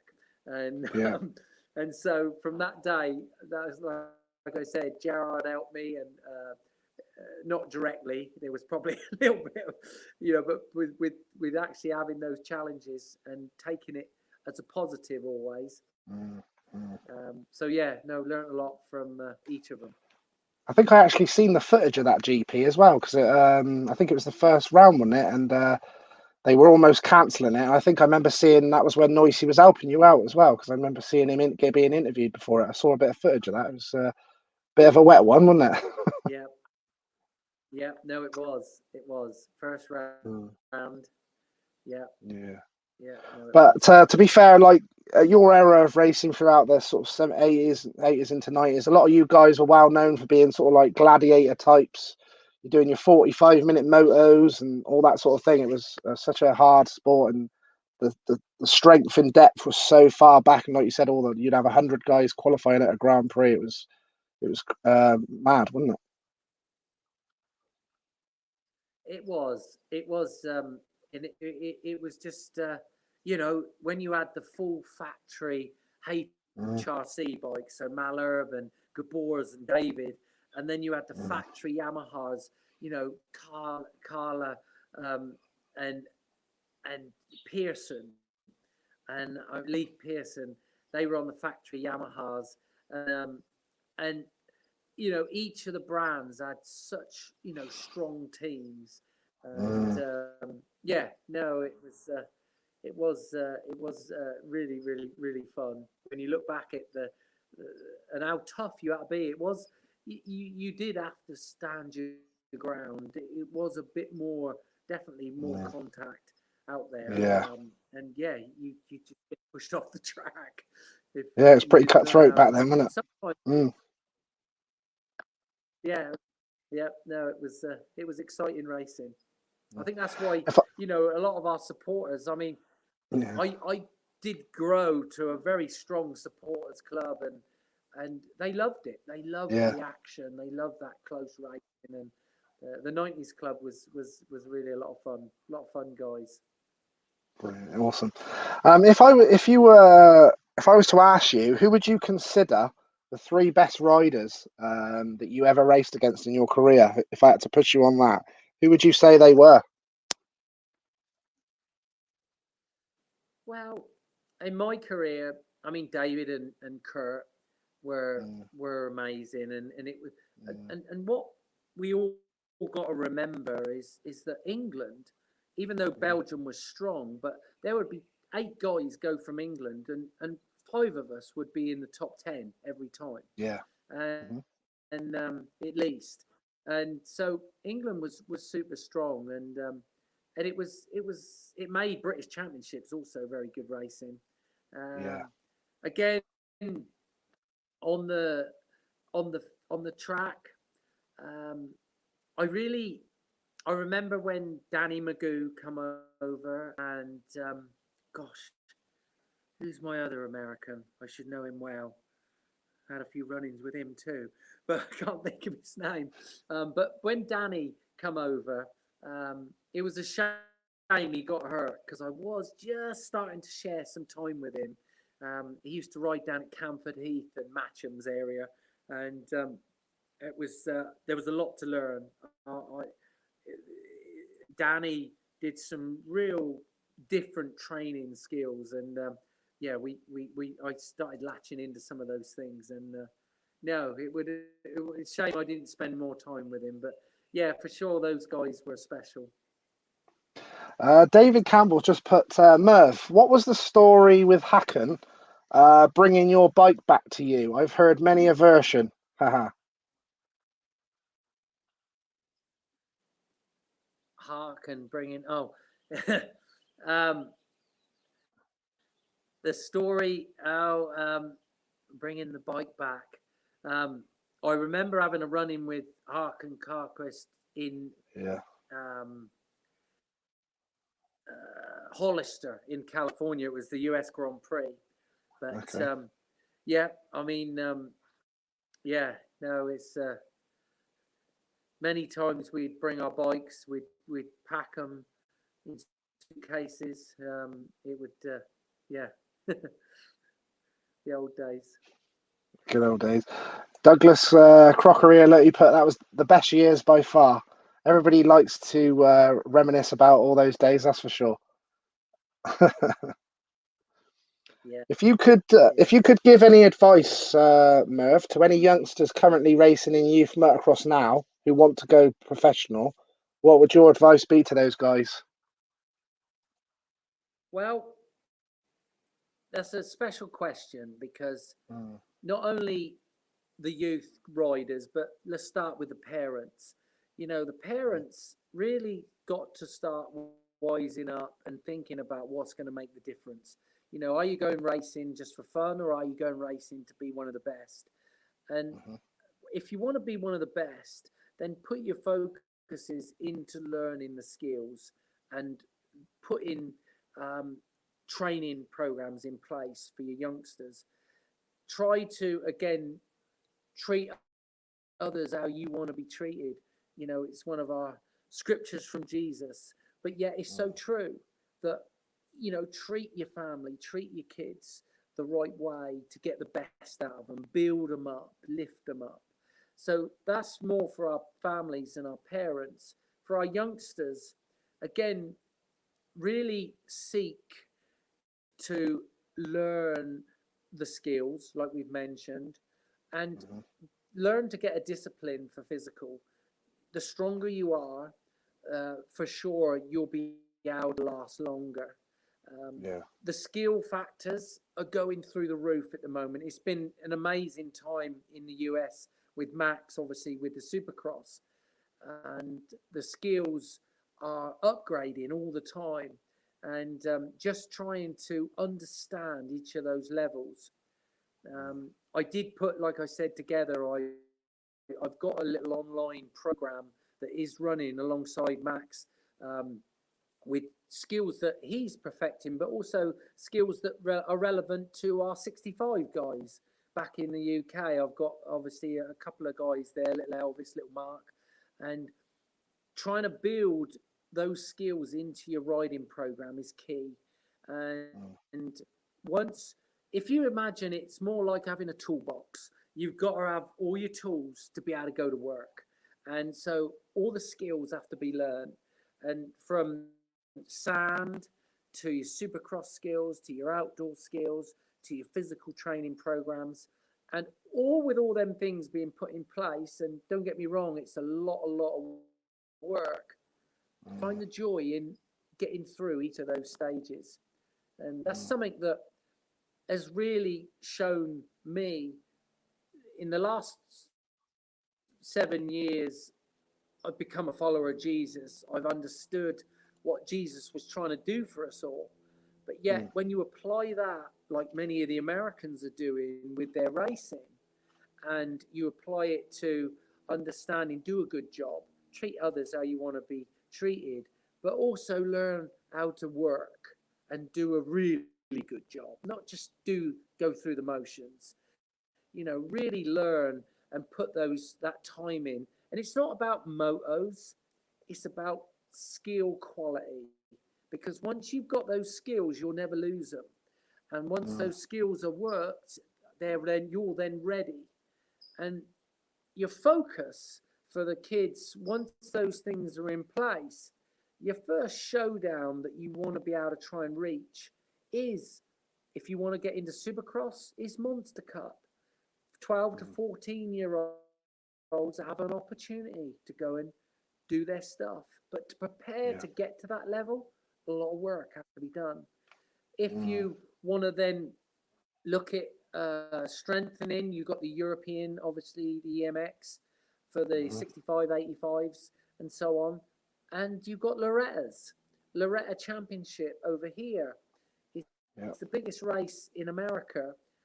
And yet, focusing how to prepare for that race is great training to prepare you for whether you end up going for your world championships or whether you end up wanting a contract to come here and race with your Supercross and outdoors. But all these things have got to be put in place from a young age. And lots and lots of work, but working on the right things. Try not to get misled and end up, just doing loads and loads of laps, because sometimes you're encouraging and building still bad habits. And those bad habits will either slow you down or hurt you. Because when you really call on, I'm going to do this rhythm section, or I'm doing this sand section like Max or Jeffrey, how amazing they are, you've got to have those skills in place. So that's the main goal, I feel, for all the youngsters in England, to really put an emphasis of learning the skills well, balancing your program, and then setting goals to try and reach each of those steps. And again, if any guys that want to come, they want to come and train out here, then no problem at all. I'm always available, and I enjoy working and doing some stuff with Max and watching him, and to have a couple of youngsters. Hopefully as soon as COVID's sorted, the 65 guys will be coming over and we'll be able to spend some time. And then we've also got a great training track in Andover that is, again, where Max grew up and where he built all his skills. and it's right there. And again, when Max is back, it's all sat there ready to go. There's supercross tracks and outdoor tracks and stuff ready for training and learning. So much experience to pass on. There is, and so much still to be learned. I mean, when you watch Musquin and stuff, what they're doing with their tire tapping, and then you watch Bubba Scrub, and you watch the whoop techniques, and this rhythm in. Now it's not about just tripling; it's quadding, and they're even looking even bigger jumps, and the techniques are just superseding and advancing. But again, they're being done, and that's such a pleasure to watch. Obviously, everyone knows about your Max, obviously your son and everything. What has that been like for you to watch Max's career? Has that ever worried you, or you just always supported him, or what's that like being the rider to then having to be the father and on the other side of the fence? It's been amazingly satisfying. I've never feared what he's had to do because we'd always worked so hard in the skills. We didn't go to races every week when he was 10 years old. We would choose specific races and focus on those, but yet 6 days a week was running skills, and not 6 whole days. It would be 6, maybe an hour of quality. And so when it got to the big challenges, and it was I can always go back to watching. I can see it in my mind now. Latvia, when he rode for Kawasaki with Steve Guttridge and Steve Dixon and stuff, and to watch him go 1-1 in Latvia. And at the time, you'd often think, oh, how long to go? It must be time, because he's out in front. But I could actually remember going, wow, let's watch another lap. That is amazing. Just watching him ride. And to be able to share that again when we go to the training tracks and just see how amazing Max and some of these guys ride, it is just, it's just so nice to just see how coordinated they are. But that don't come with a price. The price is a lot of work, and building that foundation right from the beginning is the key. Looking forward to the new season for the outdoors. Max did well in the outdoors last year when he first went back over to America, so he must be pretty confident going into the outdoor series for himself. Well, his work literally starts tomorrow.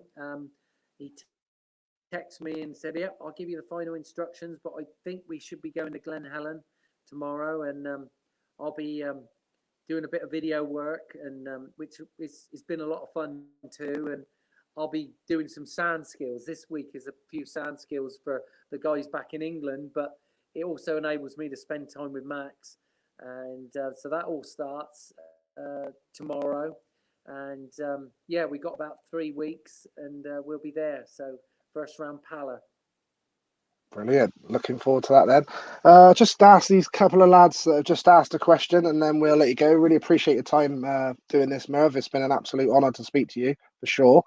I've got hi, Merv. It's Barry Stanton here. Do you remember when we had to sleep at the quad track, build everything with what we could get our hands on, beg and borrow and steal, living off pasta and tea? We had some fun, didn't we? Great times. Oh, I mean, Barry actually spent an enormous amount of time with me, and the where he's talking about is my London site in Walton on Thames, and he literally built me a wonderful little house up there. It seemed it was in a porter cabins, but it was all built, and then we built this big hospitality room and all this stuff on there. And no, I remember it well, Barry, and we spent many a time up there and many events. And all I can say is thanks, thanks for you for all your work, and thanks for the time that you spent with me, and a bit like all the guys, Terry and even Nathan now, and many of the guys, Bobby Blackburn that helped me through. Gavin at Bike Sport, such special times, and all the supporters. Many of you out there. Thanks for all that fun we had. I got Anthony Mitchell. He put, I stayed with Merv and Cindy for a few days at the end of '88 for training, and remember being in the gym with him, seeing a big pool of sweat on the floor under, thinking I need to try harder to make it in racing. Massive admiration for Merv and giving it 100% all the time. Thanks, Anthony. Special days. Cindy was a 100%. great hard worker too. I mean, she was committed to the program, that's for sure. Not only with the physical, but just all the work that went into going to the Grand Prix. And yeah, she was on the signaler board many times. There's some good photos of her actually signaling me at the Grand Prix. Is there? Doing some pitboarding. Got a nice couple of photos there that I didn't show you. There's one there, look. Oh gosh, I got a feeling that is Streatley. That looks like to me. Remember that track? Yes. Really, hell, so really fast. It was 6th gear straight off the start. proper open. Is this got one of you there as well? Oh yeah, bad technique. Don't show the boys that one. They won't like you riding like that. Shall I take that one down, Merv? Don't know what's going on. Don't know where this is. Is that weather's nice, wherever that is. Ben and who else we got on there? Like C. Lawrence and Dave Watson. Yeah, I can see Dave Watson next to you talking to you. Well, that's it. Nice one. Yeah, it might have been a French international.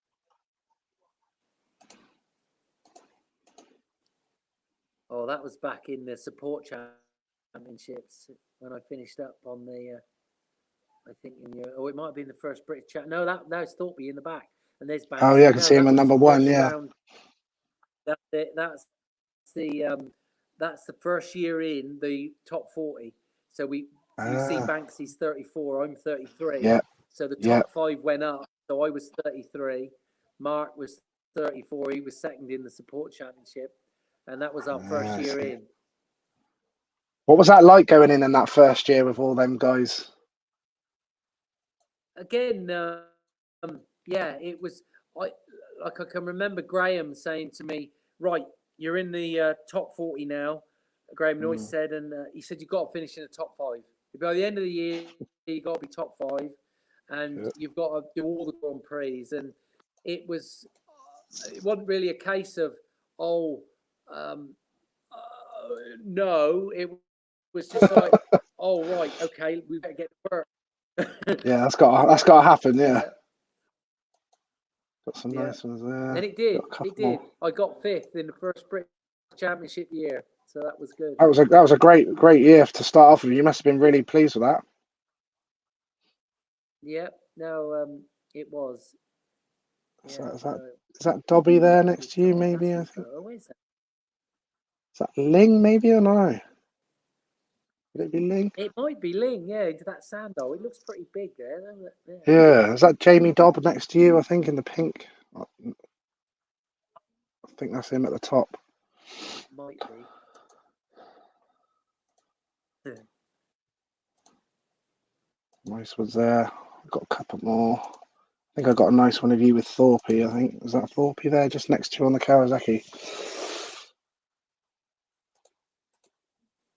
I think that's just Thorpe just behind you, number 1. So what's that? 1990 probably. 1990. Yeah, I reckon. Yeah, you're about right. 1990. I don't know where that is though. Nah. They always used to do the fences sort of like that in France, didn't they, or something like that, with those fences for the white fences. That's what I was thinking. That's what I was thinking. Maybe it's France. Merv, really appreciate your time, mate. That's absolutely been great to speak to you, mate. Really appreciate it. Absolute legend of British motocross. Absolute privilege to get you on, mate. I really enjoyed it. Top man. Well, thanks again, Lee, and thanks for everyone, and thanks for the questions. And maybe we can all meet up at Farley this year. Yes, 100%. I'll be going to my first Farley as well. I haven't even been, and it's only an hour from me in Swindon. Crazy. But yeah, so I've been involved in too much football lately. So now I'm back in with motocross. I'll definitely be looking to go down to Farley, take some pictures, and hopefully meet up with some legends like yourself. Cool. Great job. Thanks ever so much, Merv. Thank you Thanks for very your time, mate. Really appreciate it. Thank you. Top man. Thanks, Merv. Take it easy. Cheers, buddy. Thanks, mate. Legend. Thanks ever so much. What a legend. Mr. Mervyn Anstie. What a ledge.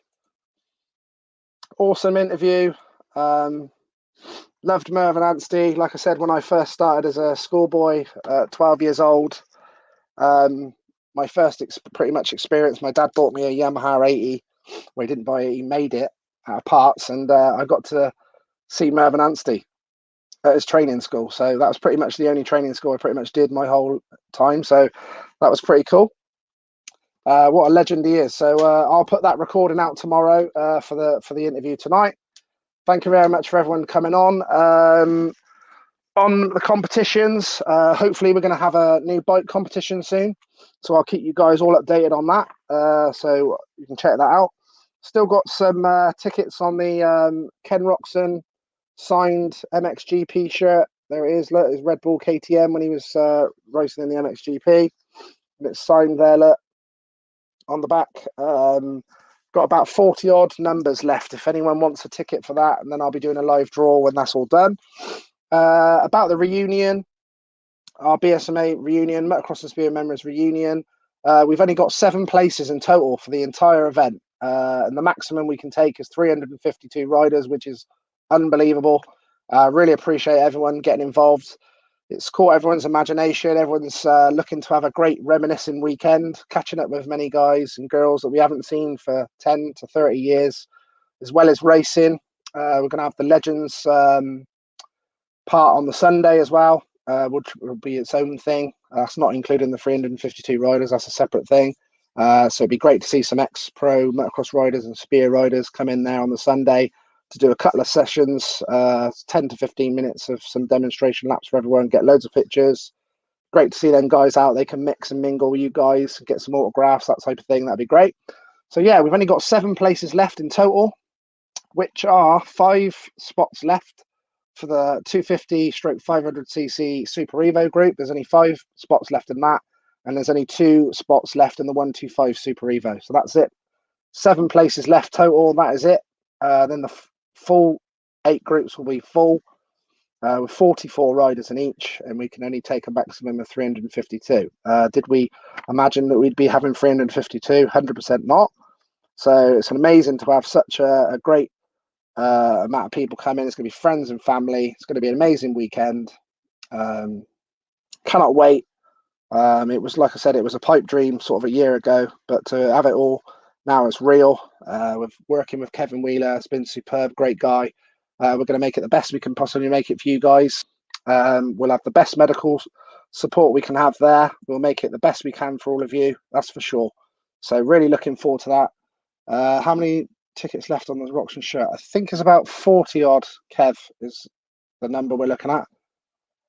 I'm not sure who that is, Kev. It looks like some sort of spam thing, that Veronica Smith diamond thing. So I'll get rid of that when I get off of here. I did spot that coming down there when before Merv was gone. But I'll get rid of that, block it, and all that sort of thing. Yeah, I think it is, Kev. So I'll sort that out in a minute when I get off of here. Thanks for you guys. Thank you very much, Colin. Thank you very much, Gary.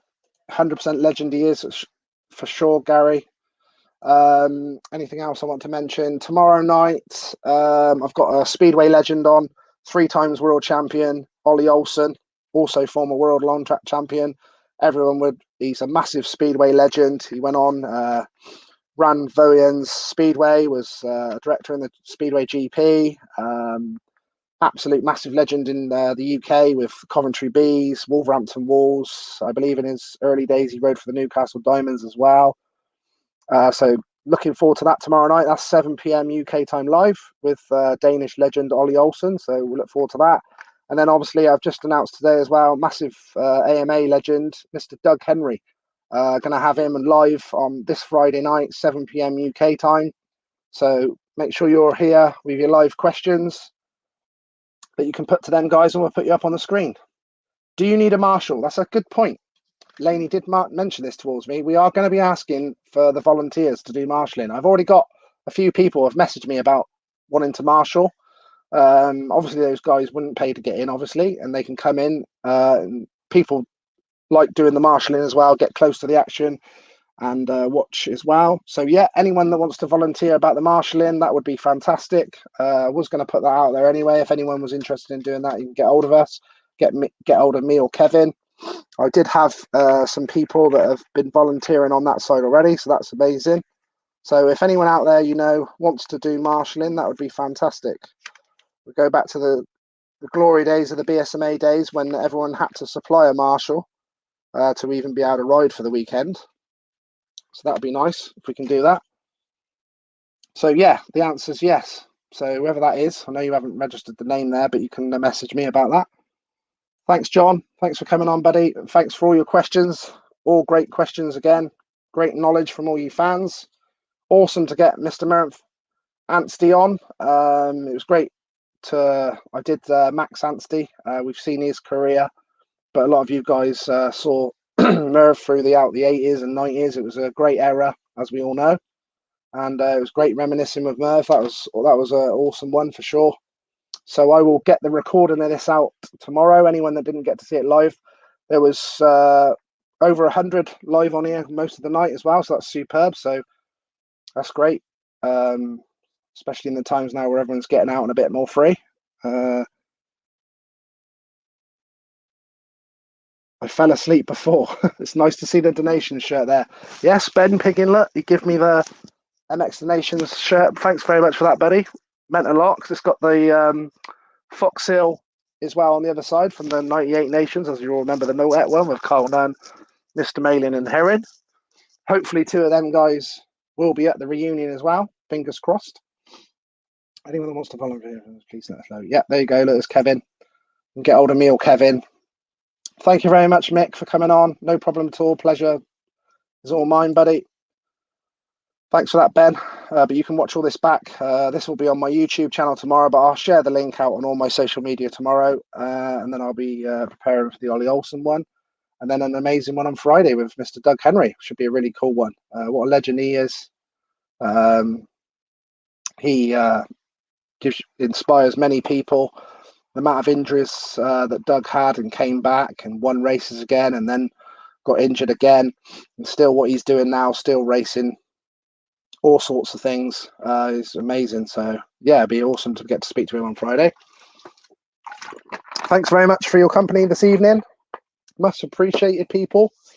Enjoyed that. Not been able to nail any guys down for the last week or so. So it's been a while to get back on here.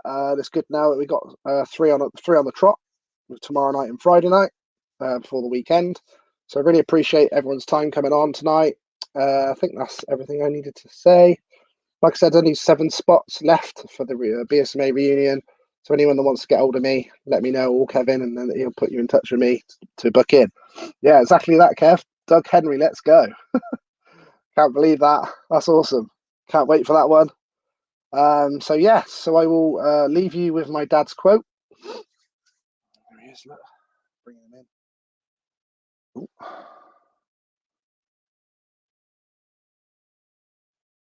Ooh. But it's nice to be important, but it's important to be nice. Hope you have a good rest of your evening, and I will hopefully see some of you guys tomorrow night for Mr. Ollie Olsen, 3 times world champion. Thank you very much, people. Take it easy. Ciao, Bella.